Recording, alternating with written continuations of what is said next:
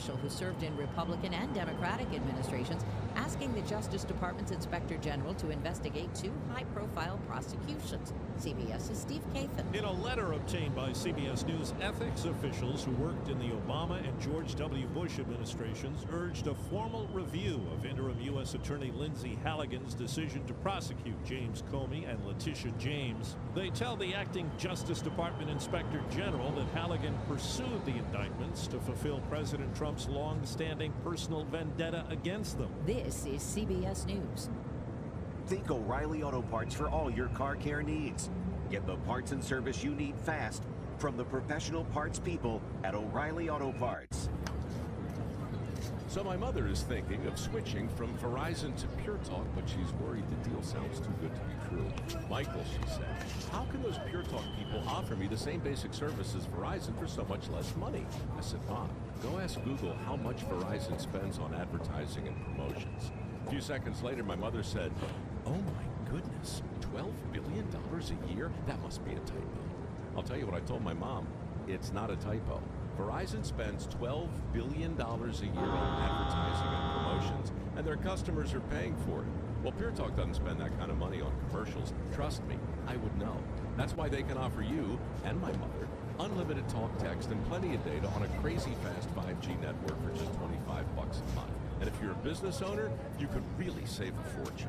Dial pound 250, say the words Mike Rowe, and you'll get an additional 50% off your first month. That's pound 250 Mike Rowe. Pure Talk. Everything you need and nothing you don't.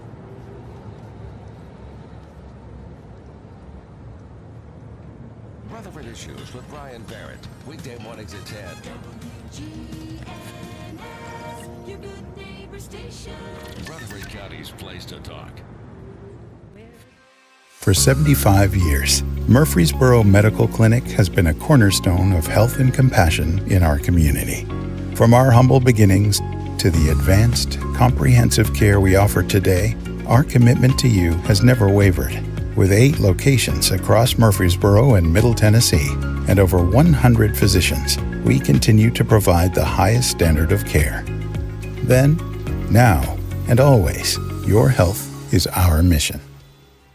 We're the Good Neighbor Network. FM 101.9 and AM 1450 Murfreesboro. FM 100.5 Smyrna. Audio and video streaming at wgnsradio.com. This is the Roundtable. A look at the news, views, politics, and people that are shaping Rutherford County. Hey, good morning, everybody. Welcome to your Tuesday morning edition of the Roundtable Show with Rick and Wayne. And good morning, Wayne. How are you, buddy? Good morning, Brother Rick. I am great. Talk about beautiful, beautiful fall weather. Is it not? I love these cool days. Oh, mornings. You know, went to Bryson City, North Carolina this past weekend, and just a beautiful community. And you wake up, and I don't know if this was throughout the year, but every morning you woke up with mist, all over the valley and in the surrounding mountains, again, Smoky Mountains.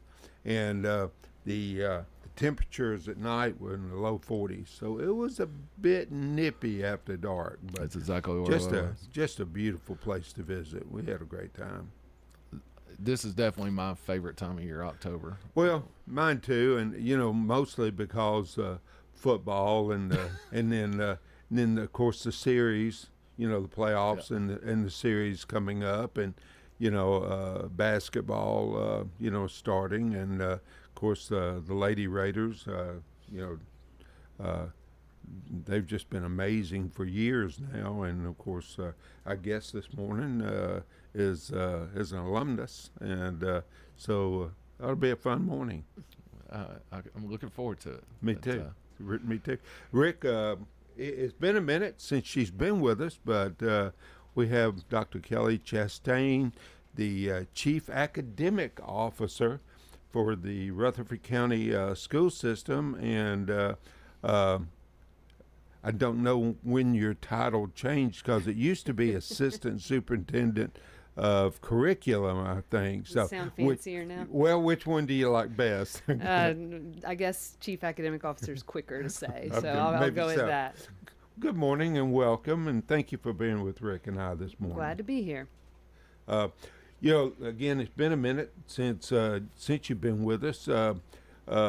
Maybe remind our audience a little bit about your personal history, especially talking about your time with the Lady Raiders and stuff. And we're certainly proud that you bleed blue. So, again, welcome. Thank you for being here. Well, thank you for having me. Yeah, I was joking with my brother just this weekend about how long ago our high school days, how long ago that was. I think his 30-year reunion is approaching. So I followed him to Murfreesboro in the late 90s, which feels like an extremely long time ago. But yeah, so played at MTSU from 97 to 01. My left knee still hurts a little bit probably from those days, but have been in the Murfreesboro area ever since. Went into teaching and coaching pretty quickly after that, and have been part of Rutherford County Schools for almost 20 years. If you have to do anything drastic about your knee, I've had 2 replacements. So Oh, goodness, I feel yeah. like I can, and I don't know if it's the old turf that we had at the field or not, but we always called it a Scotch-Brite pad, not that cushy stuff that they have now. So, No. But if you ever have to have your knee replaced, make sure you get a post-operative nerve block. Oh. Makes all the difference in the world. I didn't on the first one, but I did on the second one. So my advice to the audience and to you personally, make sure post-operative nerve block. It makes that knee heal so much quicker. I'm going with the just keep moving till I can't move anymore approach. So that's my strategy. Well, I can tell you, age is not on our side. So. But something I don't think we got to ask you when you were with us the last time. Do you remember your best collegiate outing against who? Against who? I don't know that it was my best outing, but the one that comes to mind is when they unveiled the Lightning mascot. We played TSU. I think that was the biggest crowd we've had. So it was a full, Murphy Center. I think I offensively performed pretty well, if I recall. I think I got yanked a few times for my lack of defensive performance, but that's the one that is in my memory the most. That was a pretty cool night, yeah. And we did win. That's always a positive. Coach McDivitt and Coach Mason came to the Blue Raider Blitz in Smyrna I guess it's months ago now, Rick. We combined our Smyrna Rotary Club, which Rick and I are a member, with the Blitz, and I think we were going to play Western Kentucky. This is on Thursday, and I think we're playing Western Kentucky on Saturday. And I went up to Coach McDivitt and I said, back in my time, we would bring a coffin out and walk it across the floor, and there'd be a sign, "Better dead than red," and he thought that was the coolest. That is cool. So I don't think you can still do that, can you? I don't know. It seems on the edge nowadays. I know. I don't know. So changed a little bit in 3 years. Yeah. So central office, a lot going on. We've had Dr. Sullivan and a number of other members of the central office, and it's always fun to have you and basically get a report on the state of Rutherford County schools. We're staying busy. I like to tell Dr. Sullivan as often as possible that teachers are teaching, kids are learning, things in our schools are going well. I think it's easy to take that for granted in our area, especially just the success that we've had. So since I've got a microphone in front of me, I will remind the audience that, we are a level 5 district, which is a ranking that the state kind of puts out, but 5 is the highest you can be. So we're super proud of that. 31 of our schools are also level 5 schools. So that is not something the community should take for granted. Our proficiency and achievement rates in all subjects and grades has continuously gone up. So kids are performing well. That's in addition to all the extracurricular and other, opportunities that our students have from, pre-K to post-graduation. So a lot of great things happening in Rutherford County schools, a lot that the community should continue to be proud of. All three of us are former athletes. You and Rick may still be athletes for all I know. But, we just can't get out of the competition mentality. And I think what we've taken great pride is, Williamson County has been kind of the bar. And my understanding is that we have outperformed them this time. That I'm glad you know that and have brought that up. That is, so on our growth measure, Williamson County is kind of the penultimate for performance academically in the state, and Rutherford County did outperform Williamson last year on those tests. So thank you. Way That's to a lot of great teachers doing. Teaching is a difficult profession, a very rewarding profession. I mean, those days in the classroom are fun and rewarding days, but it is a hard job, and they're doing it well. They changed that scale around. It seems like I've got an email or something I was just reading that they're looking at the state always want to keep their hand in the cookie jar, and they're going to move things around this coming year. Correct? Yes, the psychometricians and mathematicians have decided that the scale needs to change. I think with a little pressure from legislators. The thing that makes me not crazy is to assume positive intent, and I'm trying to assume that they're making changes to better communicate with the public, performance levels. I don't know that that's entirely true, but we are well adjusted to making changes as the state puts out new rules. So, what I tell our team and what we'll continue to tell teachers and principals is, the metrics can change, but what we do in the classroom doesn't. We are teaching standards, and we're teaching our students, and we're adjusting to their needs, and they can make whatever rules they want to make. When the kids are in the classroom, they're going to learn regardless.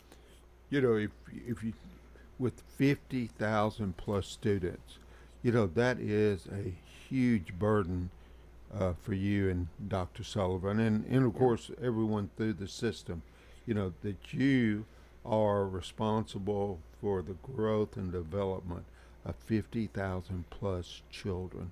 And that when I was on the board, that sometimes that kept me up at night, among other things. You're not wrong. It does feel a little weighty at times, especially when, I think one of our biggest responsibilities at the central office level is to produce and provide enough structures that allow our teachers to teach and our administrators to run the buildings in the way they see fit. So to keep some of that off of them and to make sure we do our job to control some of the chaos that shouldn't be impacting a classroom. So that is kind of our biggest charge, is what can we remove, what barriers can we remove that allow teachers to teach, and that remains our biggest goal. Plastered on our walls is every student every day, meaning that every student that walks in with whatever needs or gifts or whatever package that student walks into that classroom with, that they are going to receive the best education possible. And be the best person possible when they leave our system. So that is it is burden is a strong word. It's an opportunity. It's a responsibility that we've been entrusted with, and we do take it very seriously. It's something I want to pull out. Just somebody sitting or driving down the road listening to us right now, I don't think they really understand the challenges of our system with having over 50,000 students. Our English as a second language students, we've got one of the higher percentages around in Middle Tennessee, of course. So in that number, I know Dr. Sullivan could spit it off per day. He kept up with that number, but Right.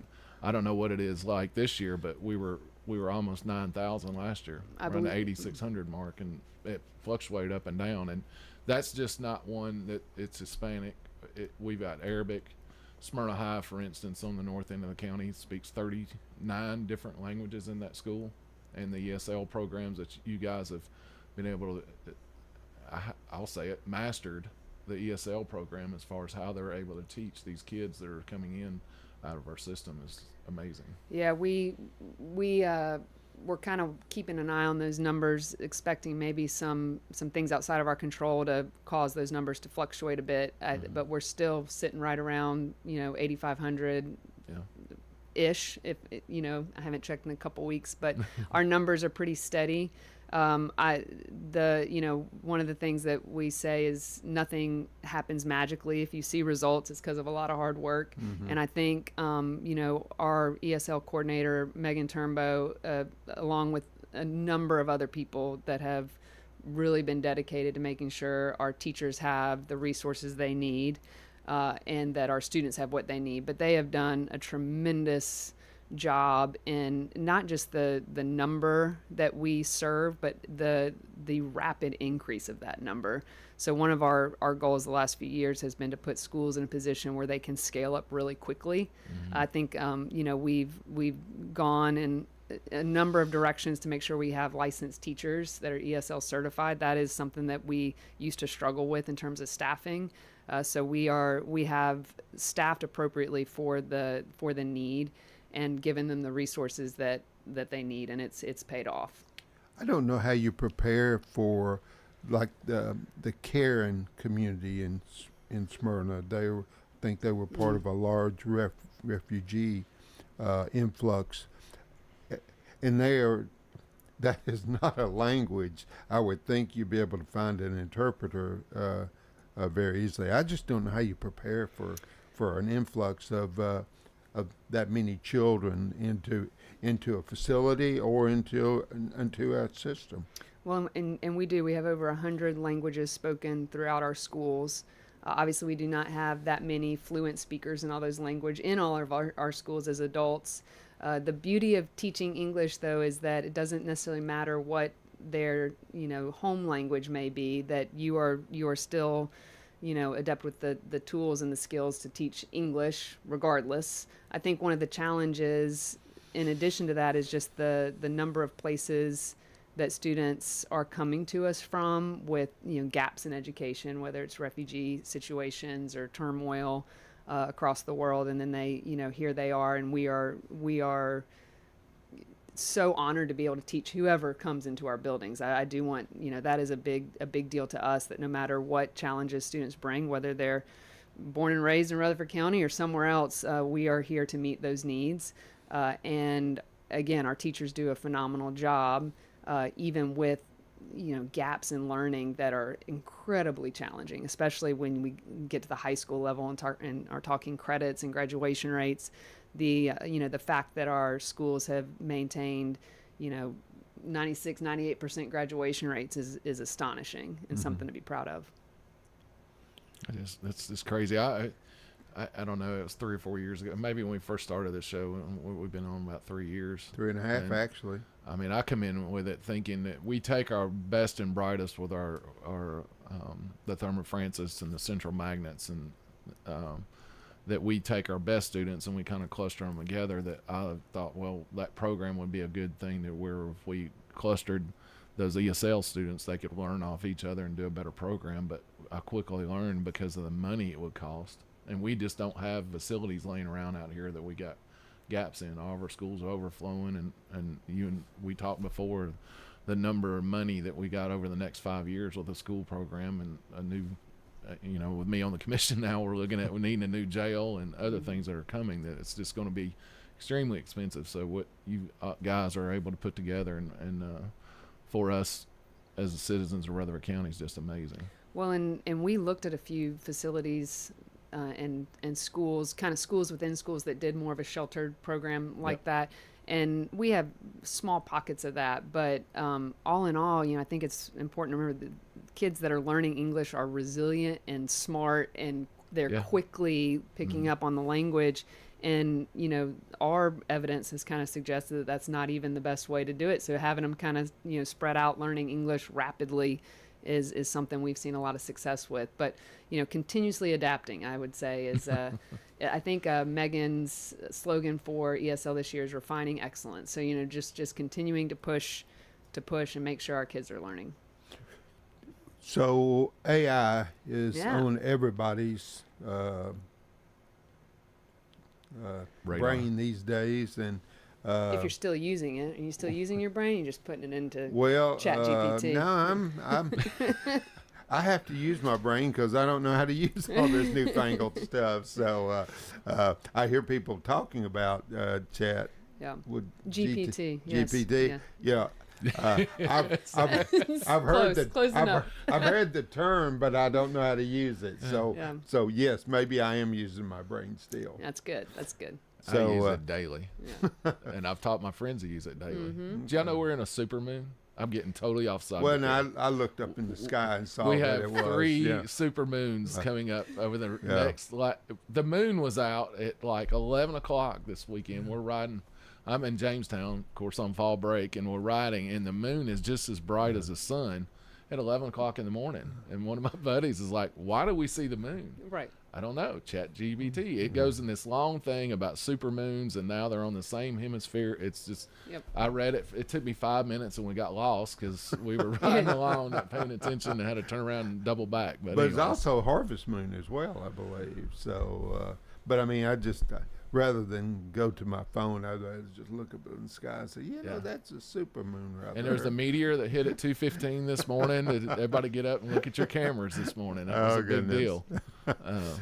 So how has AI impacted the education or the academic landscape? So that I'm glad you brought that up. That's something our team has been working steadily. I would say as a district, we've taken a cautionary approach in terms of we wanted to make sure that we didn't unleash all the capabilities of all our programs too quickly without the considerations of student privacy, data privacy, safety is a big one for us.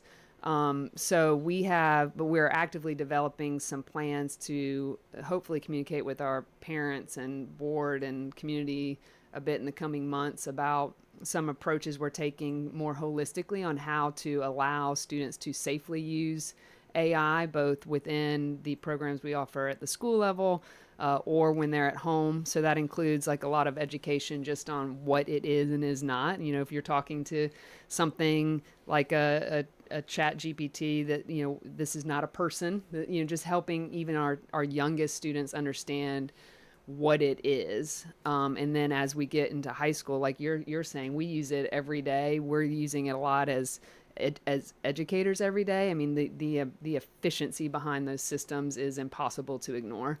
But to do it safely that protects students is our biggest priority. But kids also have to be of their generation. So to allow students to graduate without knowing how to appropriately cite sources that are generated through AI or how to appropriately utilize the AI capabilities in the different platforms and services without getting into a plagiarism situation, to give them the tools to go into college or the workforce in a way to use it well and responsibly. I think that is our biggest goal right now within Rutherford County schools, at least.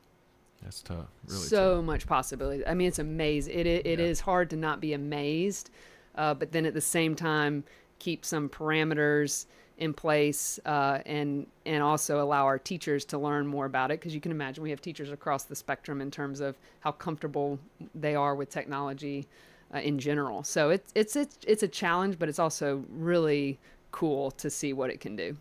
It is amazing. We're coming against our first break. You're listening to Dr. Kelly Chastain. She's the Chief Academic Officer for Rutherford County Schools. But let's take our first break and be right back with you in just a minute.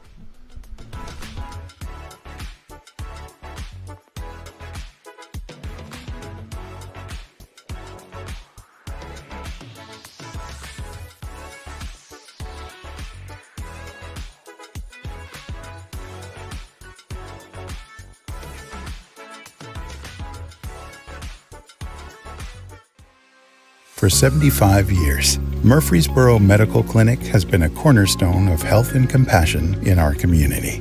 From our humble beginnings to the advanced, comprehensive care we offer today, our commitment to you has never wavered. With 8 locations across Murfreesboro and Middle Tennessee and over 100 physicians, we continue to provide the highest standard of care. Then, now, and always, your health is our mission. Sign-ups are going on right now for First Shot's Winter Basketball League in Rutherford County. Coach Andy Herzer guides kids to sharpen basketball skills and build teamwork through exciting clinics and games. Since 2003, First Shot has empowered youth to grow in mind, spirit, and body. Don't miss out. Join the fun and develop lifelong skills. Visit FirstShotTN.org today and register for the Winter Basketball League. That's FirstShotTN.org. Life's too short to stress about insurance. That's why Ray Call at Rayburn Insurance is here to make sure you have the right coverage without all the hassle. He'll work hard to provide you with personalized service and finding the best solutions for you and your family. Whether you're looking for auto, home, or business insurance, Rick Hall's got you covered. Rick Hall at Rayburn Insurance Agency. Let him handle the details so you can focus on what really matters. Good Neighbor Events is brought to you by Old National Bank, the law offices of John Day, and AmeriCare Pest Control. This is a paid legal ad. I'm attorney John Day. My wife Joy and I love dogs and have one of our own. But we've also helped people who have been injured by dog bites and dog attacks, as well as bicyclists who crashed after a dog attack. You need to know that the dog owner may have insurance to help pay medical bills and other expenses because of a dog attack. If your loved one has been injured by a dog, call the law offices of John Day for a free consultation. Let's check those WGNS Good Neighbor events. The Rutherford County Library System is offering free computer classes.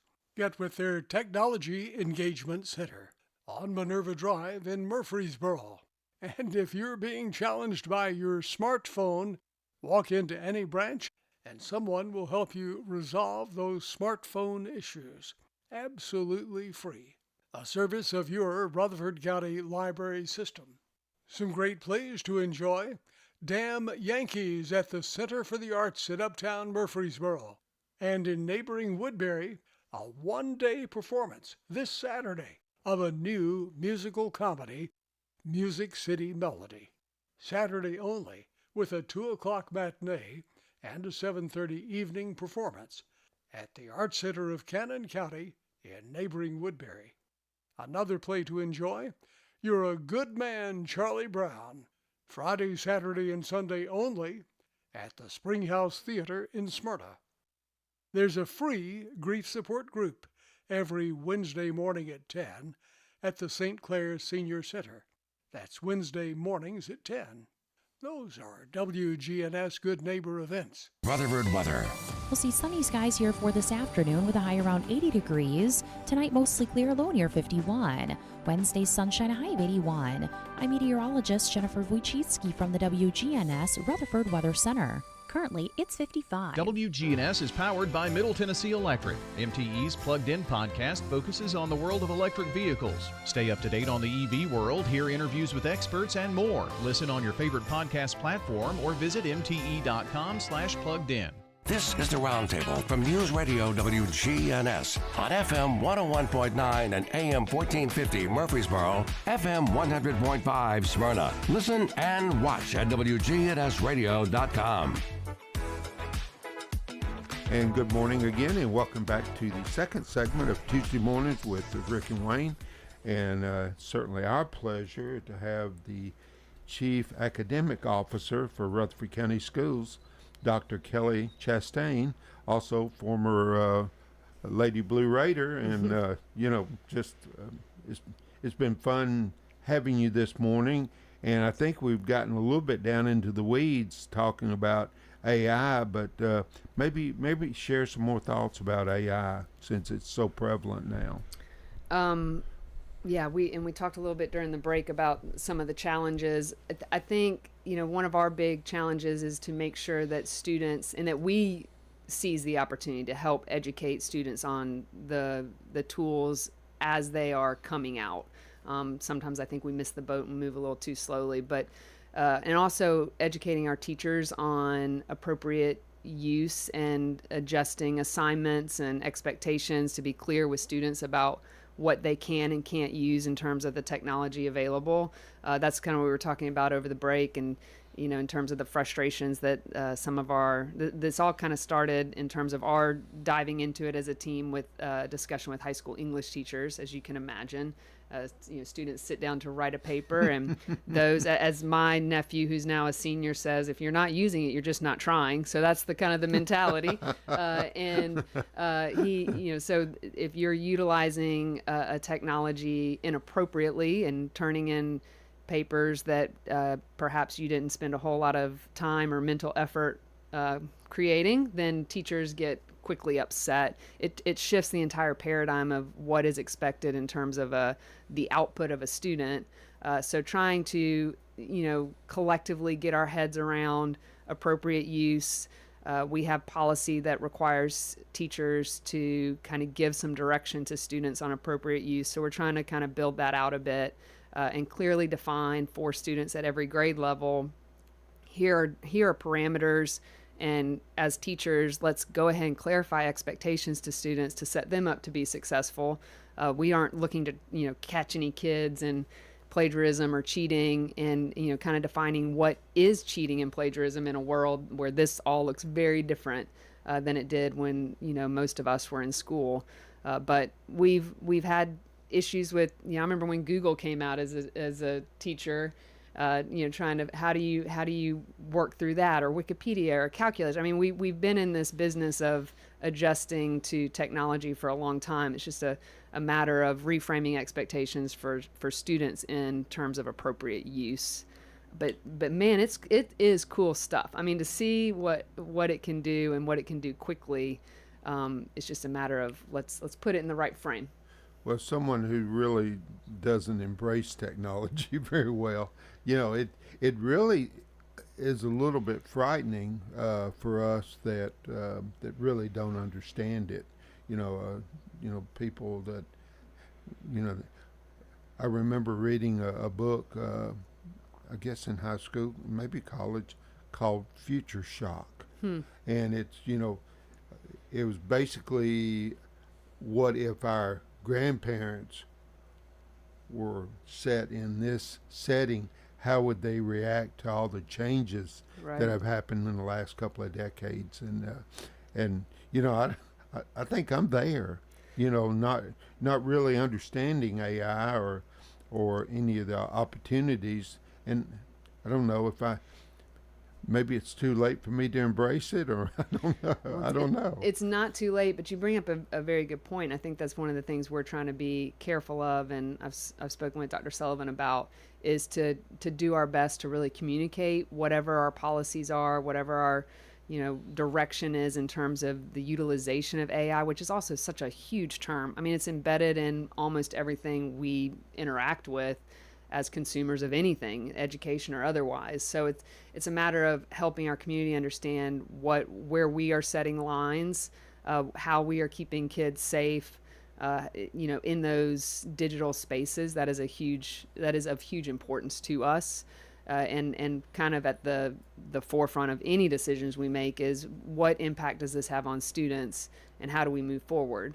The other thing that you saying that made me think of is, it's a fine balance between how to utilize technological tools and not overutilize technology.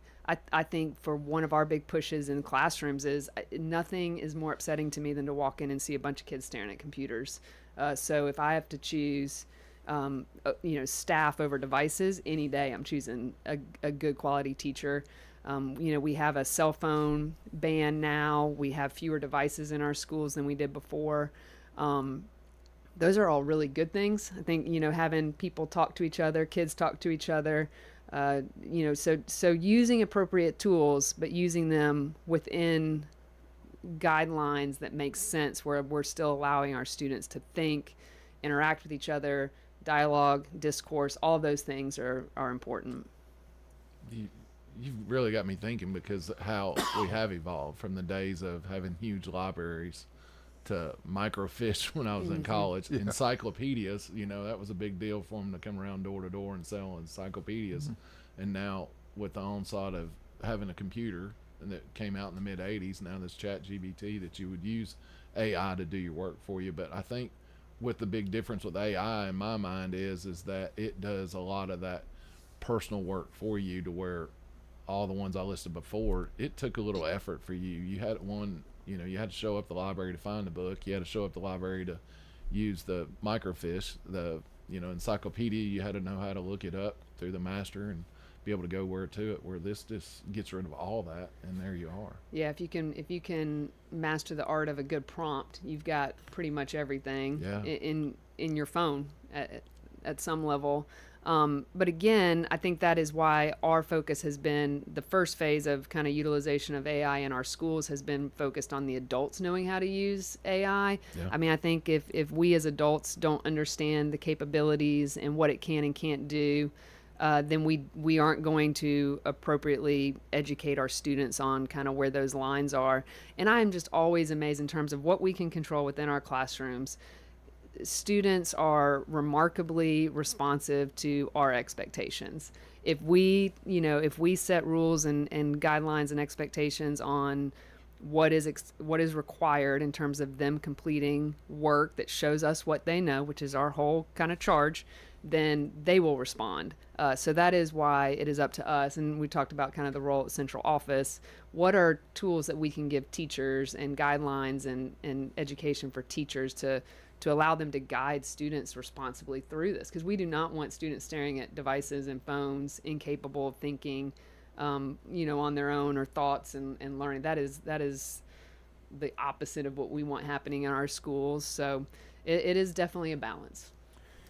In the past, there's been so much criticism over testing. Mm-hmm.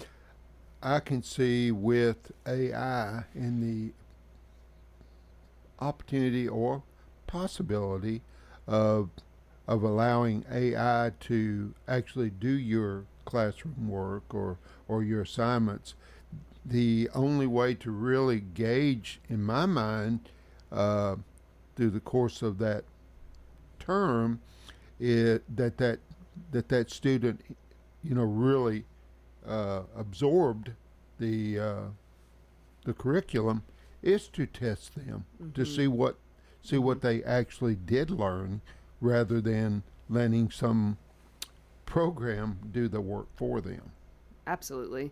And I think, in a classroom, you're essentially assessing students every day, all day long, whether it's a standardized test that's given to us by the state, or ACT, SAT, whatever that may be. Those are still incredibly valuable. But as far as what's happening in the classroom, you can't discount or minimize the importance of talking to a student or listening to students talk to each other. You give them a problem to solve, or a scenario that needs exploration, and listening to them talk to each other gives you as much information as them completing a multiple choice assessment, oftentimes better information on what they know and don't know. So that's where the whole art of teaching comes in. How do we navigate in whatever system is put before us with whatever time we have, given the standards that we're required to teach, and how do we do that in a way that allows them to be successful in the measures that the state provides us, but also allows them to whatever that next step is, whether they're coming to work for you or, going to college or whatever it may be, that they can utilize the tools appropriately, responsibly, and efficiently to be successful. I mean, there's a lot of moving pieces, but that's what keeps it fun. Talked to her about taking the cell phone policy that y'all instituted this year. I guess the kids pretty much could adapt to that, but how have the parents been? That's a good question. I've joked for a while that I think the kids were looking around like, when are these adults going to realize that we should not have these in front of us at all? Like, this is a terrible idea. So the kids have, again, they always adapt well. There's some that are, I'm sure, having a little more challenge than others. I think we can all, even as adults, recognize the addictive nature of having a device in your hand. I have been insulated a bit from the parent complaints regarding cell phones, so I don't know that I can answer your question. It hasn't come up in our leadership meetings much, and I think the fact that students still have access to their devices has been an important thing for parents, just to know that in a time if safety is a concern, or if they need to get a hold of them quickly, that there's still access to the devices.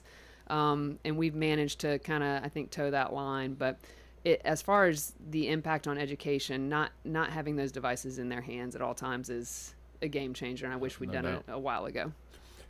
Talk about parental involvement, and I just when I was on the board, I just floated this idea. I didn't, other than let's look at what uniforms could do, as far as saving money and taking the affluency out of the schools. I was amazed at the hate mail that I received over that. I'm talking about emails and phone calls and stuff like that. And it just just talked about doing maybe a pilot program. And I think we may have, maybe Mr. Gill may have had one at Cedar Grove for a short time. I don't recall now. It's also been a minute since I was involved in that. But an inexpensive dress code, I thought made sense for all families. But the parental response was the ones that were against it were very vocal about being against it. Very adamant. I think that still holds true. I would believe so too. So any board member out there, don't suggest it. You'll be sorry. Let's not go down that road right now. Got too many other issues to contend with. So I know this is out of left field. We've talked about so much of what's going on in the student's life. Talk about maybe some of your mentors that, because you're the chief academic officer of the 4th largest school district in the state of Tennessee. And if Murfreesboro City and Rutherford County were combined, we'd be really close to Knoxville, the 3rd largest. So, that's pretty amazing to me. Mentors, huh? I think it is incredibly important that everybody have people that are tangentially related to the field, but can be sounding boards, and you ask all the questions that you might be afraid to ask to a trusted person, gain advice. I very much believe in the power of mentorship. I have been, looking back, humbled to think about the people that agreed to talk to me when I, just would shoot an email or a text and say, hey, I'm a teacher in the district, looking to kind of see what other opportunities might be out there. And I remember Ann McCraw, who used to work in the district, did PD and agreed to meet me at Panera. Joe Marlin, who worked for the district and went to the city schools. I still stay in touch with him. Just people that agreed to give me books to read and resources. Had obviously professors at Vanderbilt that I still, talk with. Had principals, whether it's Butch Vaughn, who was in, Tim Tackett gave me my first job. Sometimes I look back and think I'm not even sure I was qualified. But, I had great principal mentors. But I have about 3 that I still contact regularly just to say, help me understand this situation. There's just some interesting times that I've learned require some patience and stepping back and considering approaches and responses, but definitely have had really quality people in my life that have been very generous with their time. Even at 71, there are half a dozen educators that I just are so near and dear to my heart still. And some of most of them have passed, but, tried to make sure that they understood how grateful and that I am, and how appreciative I am of their their attention. Absolutely. That is amazing. We're coming against our second break again. You're with Tuesday Morning Roundtable show with Rick and Wayne, and I got totally tongue-tied there. You listen to Dr. Kelly Chastain. She's the Chief Academic Officer for the Rutherford County Schools. We'll be right back with you in just a minute.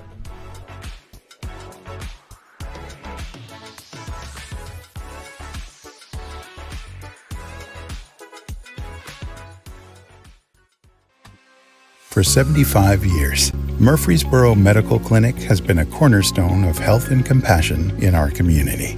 From our humble beginnings to the advanced, comprehensive care we offer today, our commitment to you has never wavered. With 8 locations across Murfreesboro and Middle Tennessee and over 100 physicians, we continue to provide the highest standard of care. Then, now, and always, your health is our mission. What's the location of your emergency? I think my kid OD'd. Hi, I'm Craig Harris. I'm County Commissioner of Rutherford County. One of the reasons I ran for office is because I wanted to bring awareness to the opioid epidemic that's impacting our county. To stop providing this epidemic with people as we educate. We have a lot to do, and we have to come together as a community because this problem's not going away.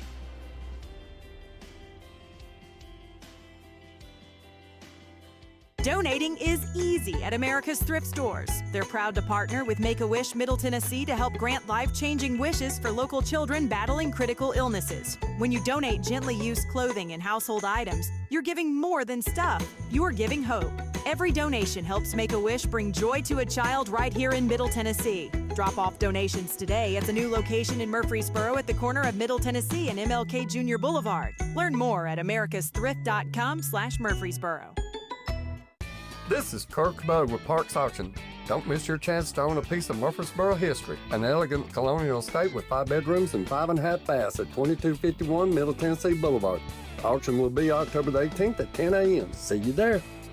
Do your sinus infections always seem to come back no matter what you do? The pressure builds, the headaches drag on, the congestion makes it hard to sleep, hard to focus, hard to feel like yourself. Here's what most people don't actually know. Sinus infections keep coming back because your sinuses can't fully drain. That's why the pressure, the headaches, and the congestion keep coming back time and time again. Balloon sinuplasty gently opens your sinuses in a quick, in-office procedure, so the infections can finally clear. At Murfreesboro Sinus Center, they've helped thousands of patients break free from the sinus infection cycle so you can breathe easier, sleep better, and finally feel like yourself again. Don't wait another season fighting sinus pain. Call Murfreesboro Sinus Center today at 615-649-4590 to see if balloon sinuplasty is right for you. Call 615-649-4590. That's 615-649-4590. From driveways to highways, SRM Concrete has the right mix, on time, every time. Locally grown, nationally known, family owned and operated. SRM is the name you trust. SRM Concrete, you call, we haul. This is the Roundtable from News Radio WGNS on FM 101.9 and AM 1450 Murfreesboro, FM 100.5 Smyrna. Listen and watch at wgnsradio.com. And welcome back to the third and final segment of Tuesday Mornings with Rick and Wayne. And Rick and I have just had a great time getting to be educated this morning about our education system here in Rutherford County. With us this morning is Dr. Kelly Chastain, Chief Academic Officer for the Rutherford County school system. I kept telling Rick before you arrive, I kept saying Chief Educational Officer, and I said, well, that doesn't sound quite right. So I had it wrote down that way. I see that. And then now I look back at my notes. It's wait a minute. It's academic. But again, thank you for being here. And God bless you for the work you're doing. For our students, and we admire you not only for what you do now, but what you've done in the past. And, of course, being a former Blue Raider, well, I guess you're always a Blue Raider once you played there. But pleased to have someone who's made an impact on our community as a young lady, and you continue to still have an impact on our community. I continue to try, at least. So that's the effort. Yeah.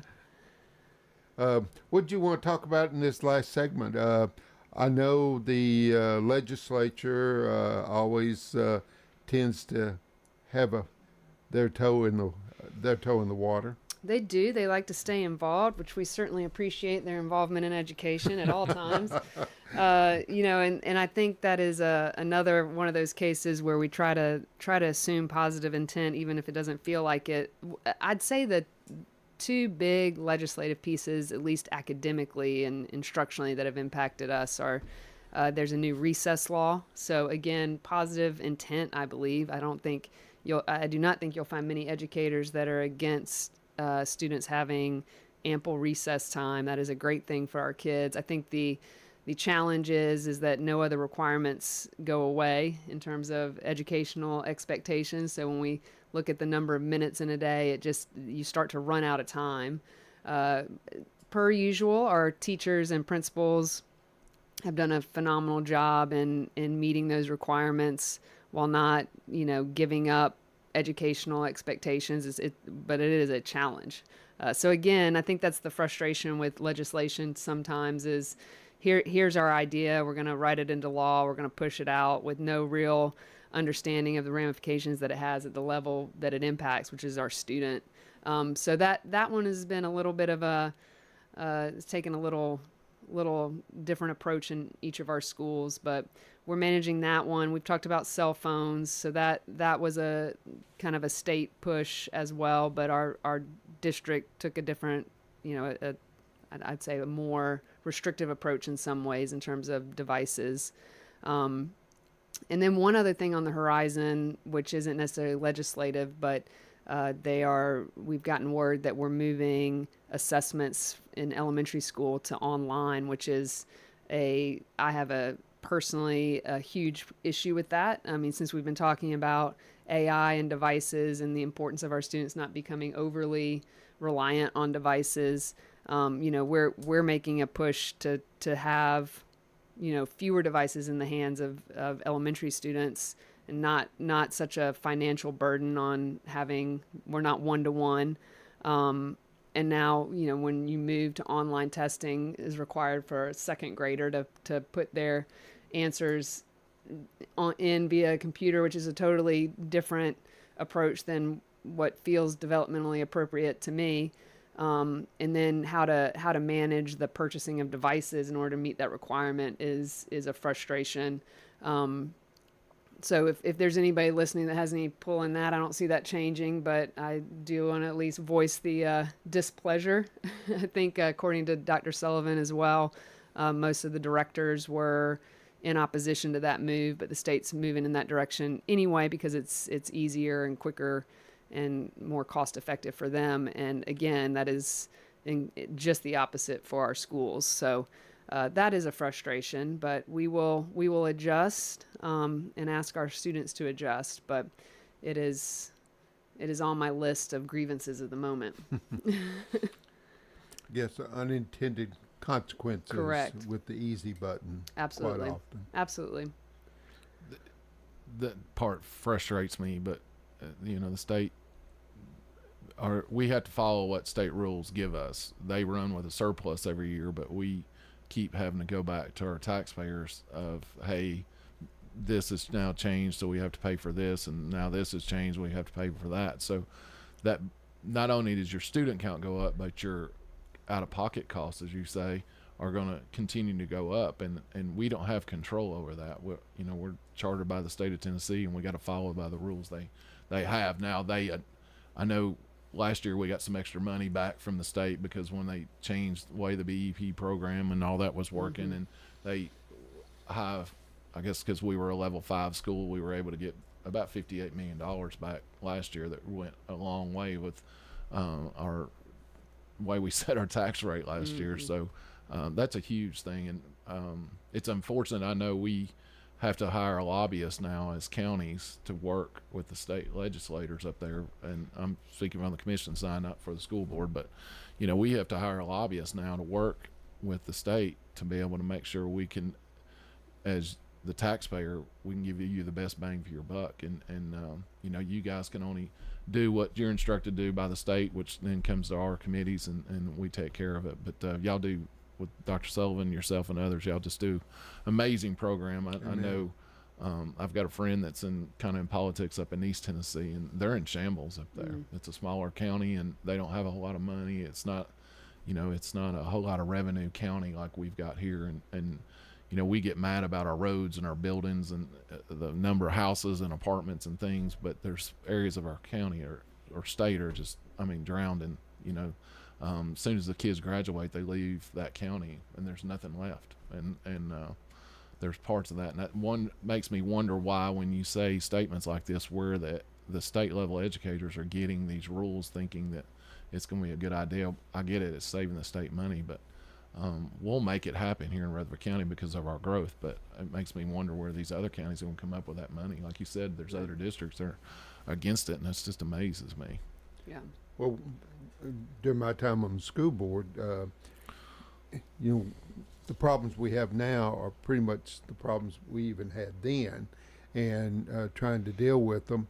But knowing some of the problems of the districts that were not growing, that did not have the tax base that we have, we still would rather be in our problem Absolutely. than having their problems. Absolutely. And you just drive around. Our communities are thriving. It's hard to go to any part of Rutherford County and not see that. I think it's a place people like to live, people like to work. Students graduate and have opportunities to stay, and that's a huge deal. Something we haven't talked about is our career and technical programs, which provide tons of opportunities for our students to interact with employers in this area, and we're continuously adjusting to what the job needs are here locally, with the idea that our students that graduate will stay. And I think to your point about other areas of the state that don't have those opportunities for their students, we're in a very fortunate position to have a lot of access for our kids. You're exactly right. What we got coming up, because this school year's, it's flying by. We just had fall break already. Somebody was just saying that they were like, man, it was easy to go to work today because it's fall break. Yeah. And they're like, already? Yeah, it's already fall break. It is crazy. It's like we're sitting around in meetings already planning for next budget season, which to me just boggles the mind. I saw an email from somebody that says we're about to hit the second quarter, which is really when the most intense, uninterrupted, time is for students to be in front of their teachers without testing and all the other things. But yeah, with things that are coming up, we've got, our high schools run, with the exception of Central, run a 4x4. So we've got students testing in early December, and they'll switch into totally different classes come January. So their year is almost half over, and they're going to be on to 4 other classes. We've got Thanksgiving. I was talking to a principal on the way here. I'm like, we were almost to Thanksgiving. That's one of the things that's awesome about being in the school system. Your calendar just operates in a totally different way, and it makes the year go by really fast. Go to Cracker Barrel and you see Christmas decorations already. I decided for the first time in my adult lifetime to decorate for Halloween. This was not on the agenda of things to talk about, but and I just decided that this weekend, and I went to go find stuff, and I was like, there's nothing out. Everything is Christmas. You should have been in July getting that stuff. But the good news was, when I did manage to get to a store that had some Halloween decorations, they were all on sale. So now there's a bat flying from the porch and so cool. Some skeletons, but yeah. Oh my goodness! I know on the way to my grandchildren's home on the road, there's a looks like a 10-foot skeleton. Those things are crazy. Of course, fortunately, they're not listening right now, but I bought a T-Rex costume. Last it's not year. A dinosaur, right? It's a T-Rex. It's a T-Rex. I got to get it right. I got in trouble for that. Okay. And I'm going. And Halloween, I'm gonna put it on and greet him at the bus. A few years ago, Dr. Sullivan, I don't think he'd mind me telling you this. A few years ago, Dr. Sullivan decided it would be funny he dressed up in a T-Rex costume, and I was like, please don't. It was the strangest thing I've ever seen. I was like, you cannot be running through the halls dressed. This is inappropriate, sir. That's freaking me out.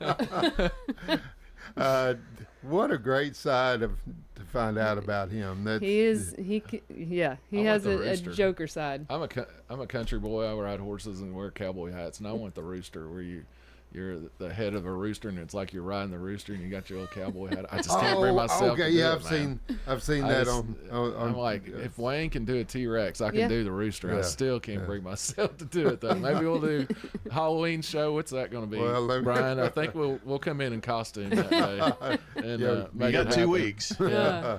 Murphy Fair is the 28th, so I don't know if Murphy will take that very well at all. Talking football. Well, we're talking high school football. Yeah. So, Dr. Chastain, thank you. Yes, thank you very pleasure. much. Grateful how you this morning. Yeah. Everybody, hope you enjoyed our show. We'll be back with you again next week as usual, and have a great week.